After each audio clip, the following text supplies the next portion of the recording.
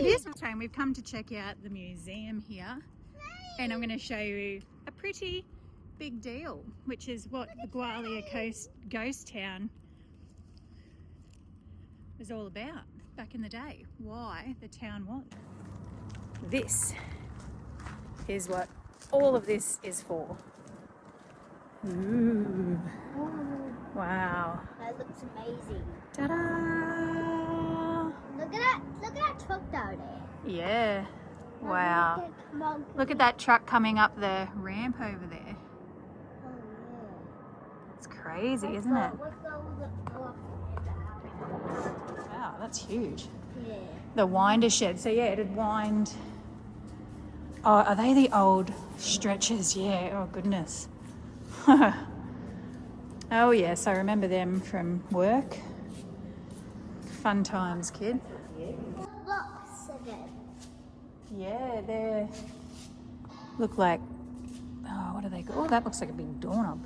What are they called? Like chocks type thing. Blocks to make things. Maybe. Wow. Look at the size of this winding room. So is that like a big piston? I think you have blocks to make Bilge pump. Wow. I think you have blocks to make hard. Look at the size of the drums for the cable, darling. Yeah, look at that. And the seat. Yeah, it is, isn't it? Wow, this is insane. The largest steam winder in Australia. This winder was built by Fraser and Chalmers of Erith in Kent, England. It was considered the Rolls-Royce of winders. In 1913, it replaced a smaller winder. Yeah. It'll be outside, darling. That was struggling with the weight and depth of the shaft. It is rated. So yeah, that's a big piston. Reminds me of that scene on the Titanic when they're in the engine room. At 1,000 Newton horsepowers. NHP was formula based on stroke and piston size and was only used to compare steam engines, not their abilities. The steam winder was used to raise and lower skips or bins and to transport men below ground and raise the ore to the surface. The winder was shipped to Fremantle and transported by train to Gwalia. Donkey teams then transported it to the mine site. Wow. The winder is a reciprocating winder, that is, the drums are counter-wound. One skip coming up the shaft and one skip going down the shaft. This winder was unique for its day with the introduction of clutches inside the cable drums, allowing the position of each skip to be varied as it travelled up or down. The winder is a twin-cylinder coreless valve winder, and coreless is C-O-R-C-L-I-S-S. So capital C-O-R-L-I-S-S, rated at 1,000 horsepower, the most powerful produced at the time. The winder driver was the highest paid worker on the mine. He had a great deal of responsibility. He operated the winder by levers in front of him, knowing the position of each skip by level. Knowing the position each skip by the level indicators above them, above the drums, and a series of bell signals to tell him to go up or down. The designed speed of the descent was 1,500 feet, 500 meters per minute, and could raise a skip to the surface in 4 minutes. The winder came very close to being scrapped. The gantry above the drums is not original. It was installed in 1965 by the scrap merchants who had bought the winder at auction. They had underestimated the weight of the drums. They thought they would lift 69 tons on that steel beam. The delay caused when they realised their error enabled a group of people to arrange for its preservation, and here it stands. When it was moved to its current position, the semi-trailer needed a bulldozer in front of it to aid it up the hill once again, highlighting the arduous task the original team had in 1913. Wow. There you go. Mom. Wow. Look at And that. this That's the thing. is the shaft. Yeah, so that would go down into the earth, darling, really deep down. That's huge. If you want to, I'm not going to read you this, but pause it if you would like to read that. Wow. Look at all the old little carts. So they would fill that up with either gold or rocks. It is. You can sit if you'd like. Good. Wow. Where are you going? I'm just having a look at this.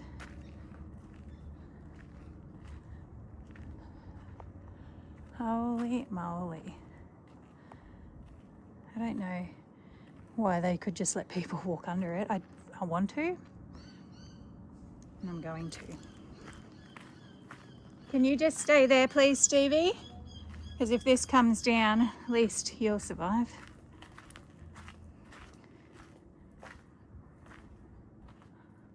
Holy dooly, look at that. So they would haul that up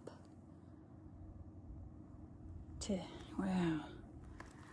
So that's what everything would be put in, and they would wind that up. Oh yeah, and then it gets to that bit there and it tips. Or is that how it goes back down? Oh, I definitely need to see this in action. Oh no, this, oh, is this the bakery? Oh, what a fool. Wow. So this is, must be the smelter. But what that reminds me of, if you've ever been, Hey, where are you? just over here, Oh, no, if you've ever been to our switch, that's what that looks like. go in. Locked.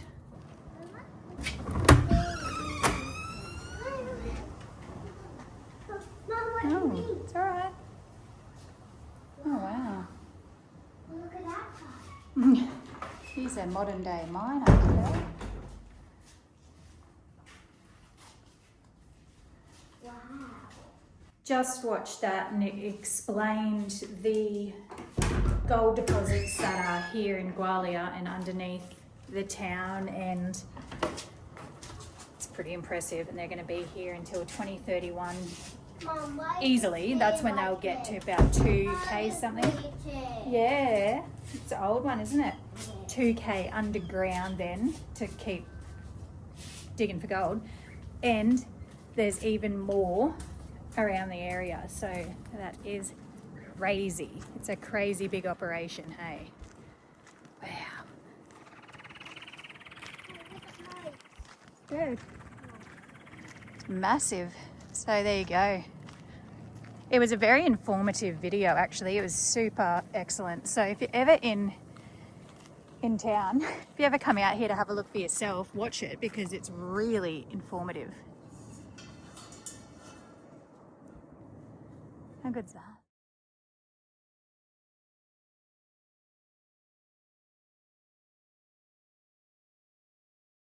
Stevie, where are we today? Our tour. A tour of The mine. the mine. What kind of mine? The gold mine. That's it. We are at Hannans North Tourist Mine, and we're going to check it out today. And there should be, which is most exciting, which is why I left it to today, a gold pour happening. So fingers crossed they're definitely doing it, because that would be sick. Here we go. But this is the entrance to it. Then you've got all the, yeah. So The old Stevie's still crook. She's given me a cough now. The joys of kids. So here we go. Oh, how exciting.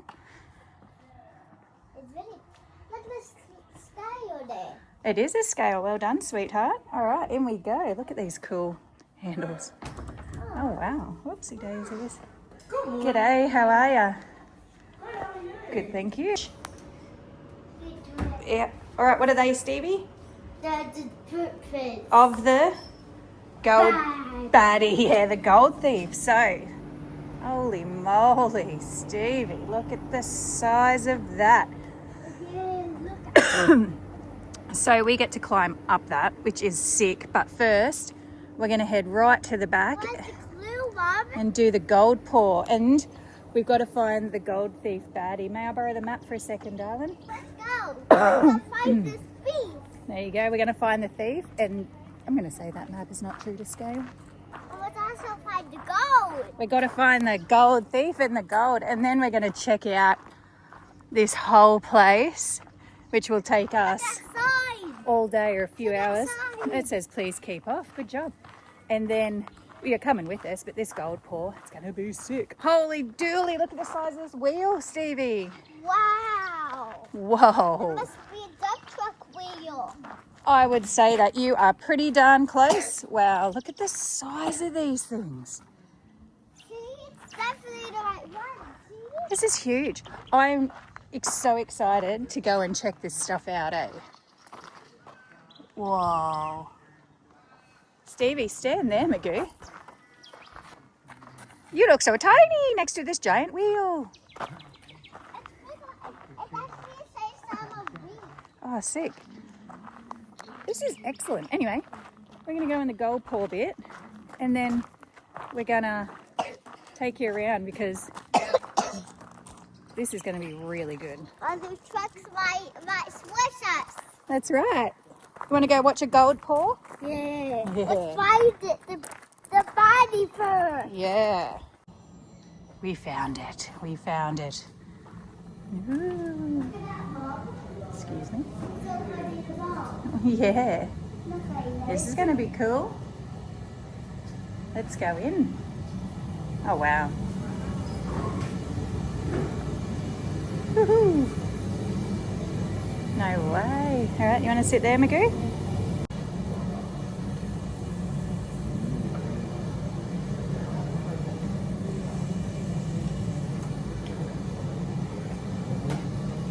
Kick this one off. Hello one and all and welcome to Hannans North Tourist Mine, but more importantly than that, welcome to the Eastern Goldfields. My name is Leigh Jackson. This is my father, Bill Jackson. But if you're a fan of the old 70s TV series, everyone around here calls me Radar, which you are more than welcome to do the same.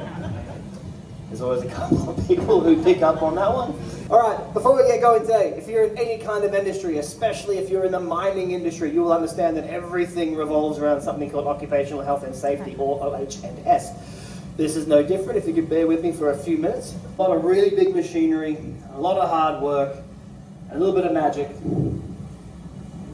makes gold. That's actually a complete lie because you guys have all just come down here to watch me pour something today, yeah?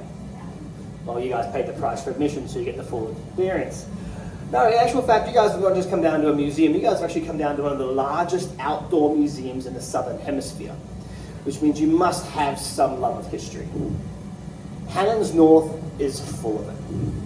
Everywhere you go, you'll find a piece of machinery that tells a story. All around you and surrounding the grounds, you will see large equipment that has caused some fitter or some sparky a lot of heartache in its course of its life, and probably even more so getting it here today. And this room you're currently sitting in is no different. Show of hands, anyone here been to Super Pit Lookout? We're actually not affiliated at all, but it's just a really good place to get some really good photos. If you guys haven't been, I suggest you go. But see, in 1898, a mine by the name of Paringa Pillar opened up in the Goldfields. Now, if you go to the Super Pit Lookout and look dead center into the middle of the pit, and then angle your eyes slightly north towards the new mill, that's where this mine used to be.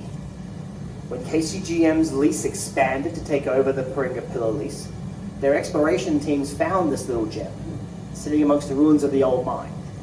They found this room, and they found the head frame, still intact. The head frame is the very last one on the right-hand side.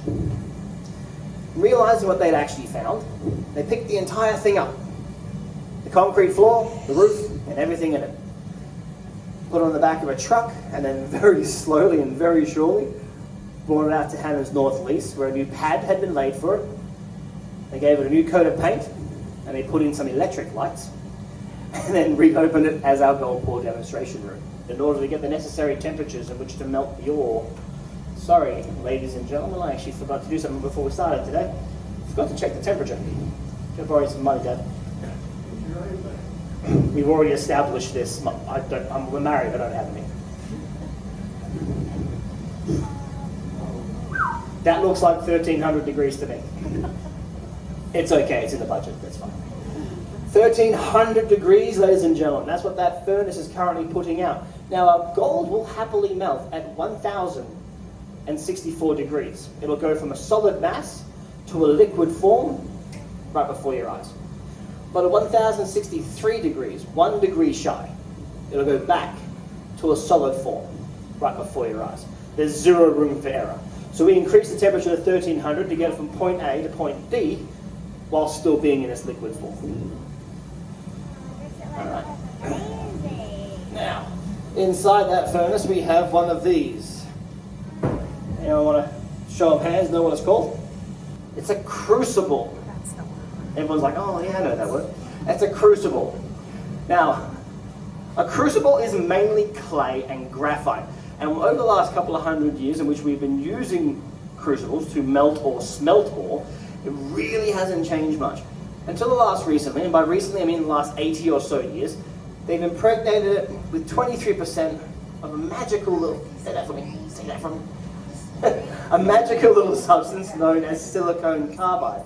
Now, silicon carbide is a beautiful purple and blue stone that when it reflects sunlight, it reflects it in golds and greens.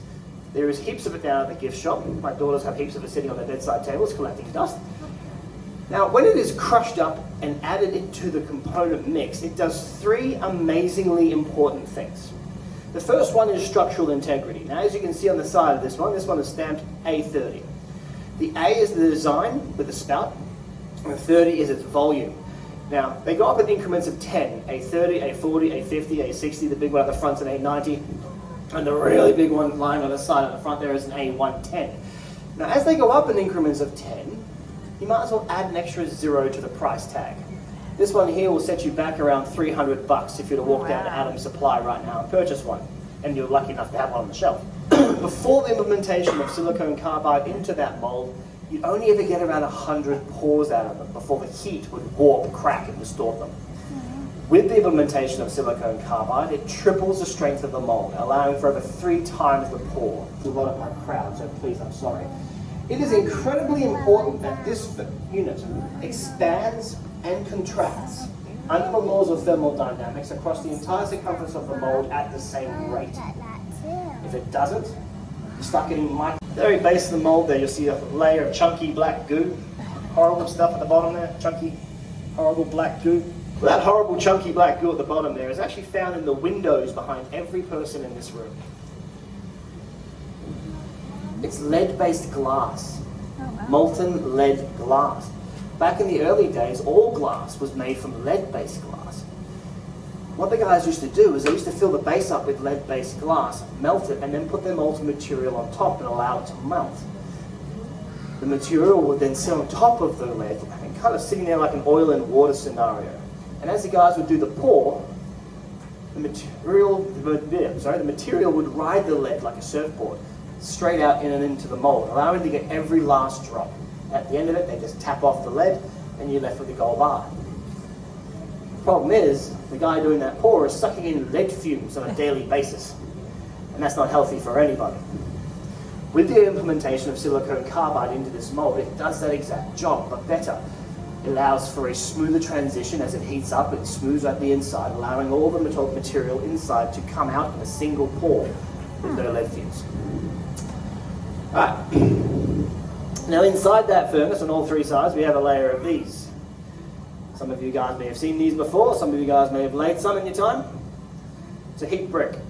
It's a generic heat brick. You'll find them in aisle 13 of most Bunnings and every pizza shop around the planet. Give me a show of hands, anyone here who has heard the term PPE? Every person with their hand down is a liar. From the PC 9000 excavator to the back dock at Chicken Treat, every person on this planet has heard PPE. What does it stand for? Personal protective equipment. Exactly. The guys on the tapping room floor, they have to wear a very, very unique sight. They've got to wear the overcoat. They've got to wear the gloves. They've got to wear a set of boots that get any lady noticed at any party they ever decide to go to again. And they've got to wear the hood and veil. But underneath all that They've still got to wear their steel cap toes, cotton trousers, high-vis shirt, double hand protection, double eye protection, respirator and a skull cap. And in some places, a ventilator with a tube running up the back blowing cold air into their faces.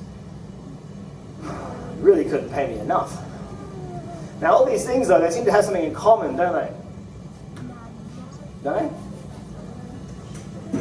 In actual fact, they have 3 things in common. Each unit has 3 layers of protection protecting the wearer. Now the most obvious is the one on the outside, the aluminium nitrate. Silver nitrate on the outside, protecting the wearer against both heat and light. When you start talking about the kind of temperatures on a tapping room floor, the light itself can become a hazard to your skin. Underneath all that, they got a layer of cotton. Now every parent knows cotton is a wonderful insulator against both hot and cold. But the most important piece of protection, the most important layer, is one you can't see with the naked eye. And no, it's not common sense. We're no longer allowed to assume said things. It's actually a layer of Kevlar woven between the other 2. Now there's no little gamer kids running around here today, so no, the Kevlar's not there to protect you from bullets whilst you're doing the pour, which is what I generally get asked after the pour. It's actually there to protect you against something a little bit more insidious. It's actually there to protect you against the radiation coming out of the furnace. Now people in the front row, it's perfectly safe. It's not that kind of radiation. Everyone in the front row is perfectly healthy. Last show of hands. Who's been to the beach? Soaked up a little bit too much sun and stayed longer and got a little red. You guys, no, put your hands back up. Yeah, thought so, exactly. Think of it like that. Think of it the kind of radiation that gives you a bad sunburn. But in the same breath, please think of it as a kind of sunburn that can and will cook your bone marrow from the inside out.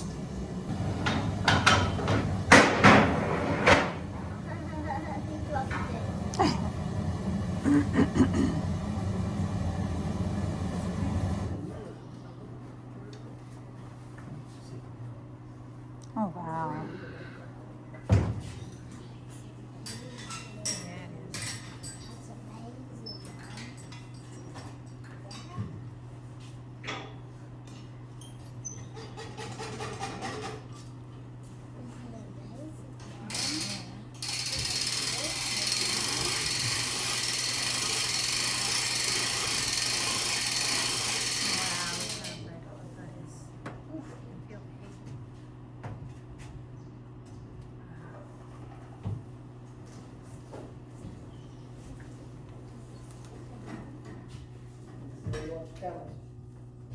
What do you see the gold coming out? Yeah, look at that gold. It melted.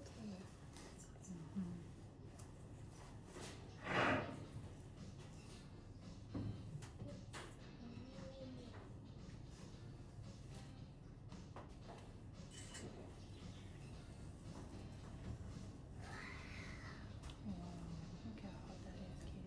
Wow. That's really hard.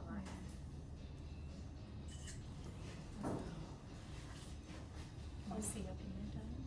Yeah, like that. Wow. Did you hear that someone look? Yeah. Well, That was insane. let's put it But probably can't touch it with his hand. mixing more gold. I don't think so. I think we just saw the gold. Now let's watch this. So it's usually around this time that we get the funny questions. My all-time favourite to this day is can I meet you out back? Or how much for a free sample? Dry. So This is followed very quickly by, come eat you out back or outside. But I always have one very simple answer. That's amazing. I got $5 because you won't come touch it. We got.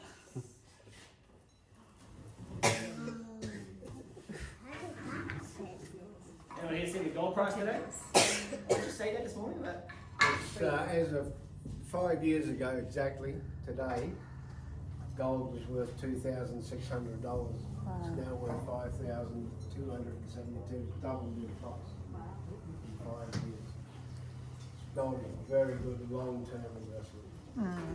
But no, it's $5,272.90 per troy ounce. Has anyone ever heard that term before, per troy ounce? Okay, cool. Well, that's cool, I can tell you. So it's $5,272.90 for that. Wow. $5,000-ish for that. That's 1 troy ounce of solid 24 karat gold. So, 1599, King of England was a French-born origin king named William, funnily enough. And he was pulling in gold and other precious metals from all over his empire and losing a dramatic amount of money in the crossover because each country within the empire had different ways of measuring precious metals. So being a smart fellow that he was, he decided to unify his empire under one rule, the rule he knew in high school, in French, Paris, the metric system, the troy ounce system. So if you were to go buy an ounce of grain, most of the old people in the place know that's 28 grams. If you were to go buy an ounce of gold, it is 31.3 grams. And that is a troy ounce. There is a large difference. That can be quite substantial for large quantities. All precious metals or precious heavy metals that have a fiduciary value, which means they can be sold on the open market, are sold per troy ounce except for 2. Nickel. There are 3 times the amount of nickel mines in the Goldfields than there are gold. They're just closed because it's not worth anything. The other one is actually not found in the Goldfields at all. Way up north. Cobalt. Iron ore. Iron ore is sold per ton. Trying to make money selling that one per ounce. Makes sense. But no, they're the only 2 that are. Has anyone got any questions in regards to what you've seen here today? Myself and my father, we have around 52 years, I think, God, we're getting old, of mining experience. So is that actually gold now, or is that something else you bought? We are not legally allowed to tell you. You're going to say the answer, isn't it? We used to be able to hand these around. There was one that, if you guys would like to hold 1.5 ounces of solid gold poured in this very room, when you go out, go and see the lady Chloe at the desk, tell her Radar sent you, she loves that shit. They have a lot of Cameras and stuff. security. And you can actually hold a little ingot that we poured here in this room. We used to pass it around, but apparently the accountants think you guys are all thieves. Because there's no security. We've got a camera. It's not plugged in, but we don't care. But yes, we're not due to bean counters getting involved. We're no longer legally allowed to explain the makeup of that yellow brick. We can tell it comes from KCGM. That's about as much as we can do. Do you get any other valuables out of these mines? Oh, KCGM stockpiles copper as a waste product. 9 times out of 10 when there's a gold mine, there's a copper vein running through it. It's just how the genetic makeup goes. If you go down this road, that one, far enough, you'll hit a mine called Jaguar, and that's actually 50-50. They have what they call dirty gold, so their mill is able to separate the gold and the copper, and they can mill and process both, because they have quite a large copper template there as well. So generally 9 times out of 10 it's copper, but they'll get rid of it as a byproduct. That was excellent. Did you see the gold, darling? How cool was that being poured? Hey. Stevie just wants to find this thief, but watching it pour, I looked at the camera briefly and then I looked back and it was like, I saw it and it was like, I didn't want to watch it through the camera, and oh, it was so bright. Liquid gold is so bright and it's like over in an instant. That was so cool. I'm almost tempted to stay another week so I can come and watch that again. That was unbelievable. But anyway, we're going to go find this thief.